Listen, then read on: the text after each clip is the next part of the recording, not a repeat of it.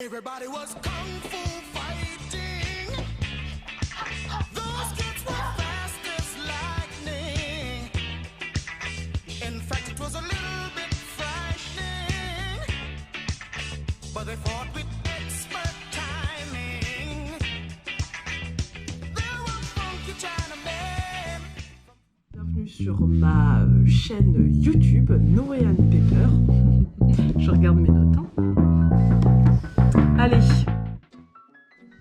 Boum. Bonjour, ici Nono et Jeb. On est là pour parler sport. C'est parti.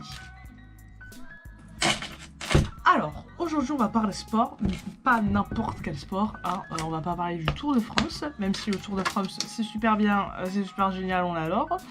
On va parler de l'effet du sport sur la productivité productive.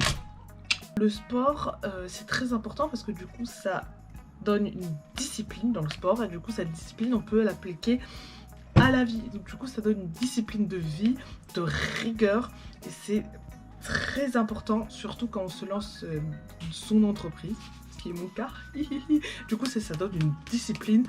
Enfin, vraiment, le sport, c'est la vie. Alors, on va commencer par parler de mon cas. À un moment donné, je faisais 4 fois par semaine du sport pendant 1 heure, 1 heure et demie. Là, j'ai dû faire une pause, une très longue pause. Ça fait un petit moment que j'y suis pas retournée. De temps en temps, je vais nager, mais vraiment pas plus, quoi. Et en fait, après une journée à travailler, à être assis, je ressens le besoin de bouger, quoi, ok? De bouger, de m'aérer.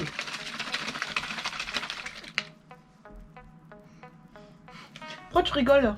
Je rigole pas. Mais si, je te vois rigoler. D'abord, avant de continuer à vous parler, je voudrais préciser un petit truc. Je ne suis pas médecin, donc tout ce que je vais vous dire, c'est juste le fruit de mes recherches, d'accord? Donc ne venez pas m'attaquer en me disant « Oui, mais gna gna gna gna gna gna gna gna !» Ok? Du coup, pourquoi je vous parle de ça?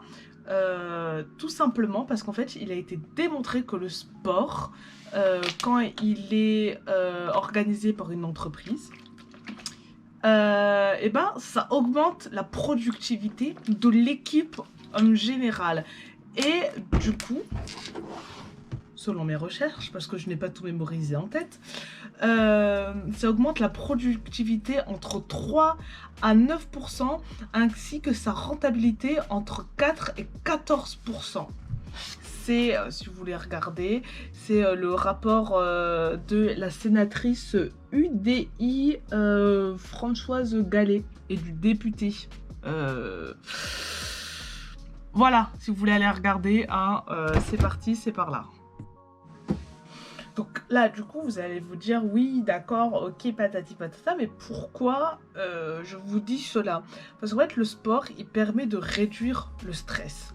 Il permet aussi d'améliorer l'humeur. Et en fait, du coup, les personnes qui font du sport en entreprise, et bah du coup, ils se déclarent plus heureux au travail. Et ça, être heureux au travail, c'est cool. Hein. Donc du coup aussi, ça augmente aussi la cohésion sociale. Et pourquoi du coup, on dit que le sport, c'est bien dans ce cas-là, parce que le sport ça a plein de vertus, c'est que du coup le sport, il y a plein de liens entre le monde du sport et le monde du travail. Les points communs, du coup c'est le côté humain de la chose. Il y a aussi le goût de l'effort, que ce soit dans le travail ou dans le sport. L'engagement, le respect et pour certains sports du coup il y a aussi l'esprit d'équipe qui est bien quand on travaille dans une entreprise et qu'on doit faire preuve d'esprit d'équipe et tout. C'est pareil aussi dans le sport. Donc c'est pour ça que du coup c'est bien parce que du coup ça se rejoint. Alors du coup, après vous avoir du coup démontré par A plus B, enfin d'après du coup les recherches que j'ai faites, que le sport c'était bon pour la productivité en entreprise. Donc si c'est bon pour la productivité en entreprise, c'est bon pour la productivité qu'on soit indépendant en entreprise ou pour X raisons en fait. C'est pas parce qu'on est indépendant que le sport ça peut pas apporter un petit côté plus. Du coup maintenant je vais vous donner 2-3 sports et 2-3 tips du coup pour pouvoir le pratiquer en fait. D'après mes recherches, il y a un sport qui revient très souvent, c'est la natation. C'est un des meilleurs sports à faire avant ou après le travail, parce que du coup c'est un excellent moyen de décompresser forcément. Et aussi ça permet de tonifier l'ensemble du corps sans pour autant faire quelque chose de très fatigant, surtout si c'est avant ou après le travail, quoi. Le but c'est pas d'être cuit et de pas pouvoir soit travailler ou autre, quoi. Enfin c'est pas ça le but non plus du sport aussi. Donc la natation, ça revient souvent comme le meilleur sport. Après vous avez envie de faire du basket, faites du basket, hein. Ne venez pas me dire oui mais moi je préfère du basket, c'est un exemple, d'accord? Merci. Aussi, j'imagine que pas tout le monde a la chance d'avoir une piscine privée ou qui ait le temps d'aller à la piscine municipale pour aller nager. Ça, c'est normal, quoi. Mais il y a plein d'autres sports. Il suffit juste de se dépenser 30 minutes par jour pour... bam, quoi, pour se sentir bien, quoi. Ça peut être de la marche rapide, de la course à pied, du vélo, du basket, de la musculation, ce que vous voulez, quoi, ce que vous aimez en fait, parce qu'on ne fait pas du sport bêtement pour faire du sport, on fait du sport parce qu'on aime le sport. Si on n'aime pas, on fait pas, quoi. On marche et ça va, quoi. Donc, maintenant que vous avez défini l'activité que vous voulez et que vous allez mettre en place, maintenant il faut trouver un timing, d'accord? Ceux qui sont là, oui mais moi j'ai pas le temps, menteur. Voilà. Je vais pas discuter avec vous, vous êtes des menteurs, tout le monde a le temps. Au moins 30 minutes, on va me dire que t'as pas 30 minutes, tu passerais moins ton temps sur YouTube ou sur ceci, t'aurais le temps en fait. Voilà, donc du coup, il faut définir le moment où vous allez pratiquer. Est-ce que ça va être le matin? Est-ce que ça va être à la pause? Est-ce que ça va être le soir? Est-ce que ça va être le week-end? Est-ce que ceci, cela? Ça, c'est en fonction déjà de votre emploi du temps, pour ceux qui ont un emploi du temps fixé par une entreprise, par exemple d'être au bureau de telle heure à telle heure, ou le lycée de telle heure à telle heure. Bref, déjà, il faut fixer selon son emploi du temps. Après, si on a un emploi du temps un peu plus libre, il faut voir selon le moment où on se sent le mieux pour faire du sport. Ça, c'est à tout à chacun. Et après, le mieux, c'est de tester. Une fois le matin, une fois le soir, une fois l'après-midi. Voilà. Mais pour ceux qui ne savent pas trop, je vais vous donner 2-3 petits conseils. Du coup, nous allons voir les avantages et après les inconvénients pour faire le sport le matin. Donc, 1. Le matin, on a plus d'énergie. 2. Pour les personnes qui, en plus d'améliorer leur productivité, voudraient perdre quelques kilos, le matin, vous allez brûler plus de graisse. 3. Du coup, vous bénéficiez du coup de boost du matin. Parce que du coup, faire le sport le matin, après vous avez un coup de boost pour le reste de la journée. C'est génial. Du coup, ça purifie l'esprit. Vous arrivez au travail, vous êtes décompressé, déconnecté. Et c'est très bien. Voilà.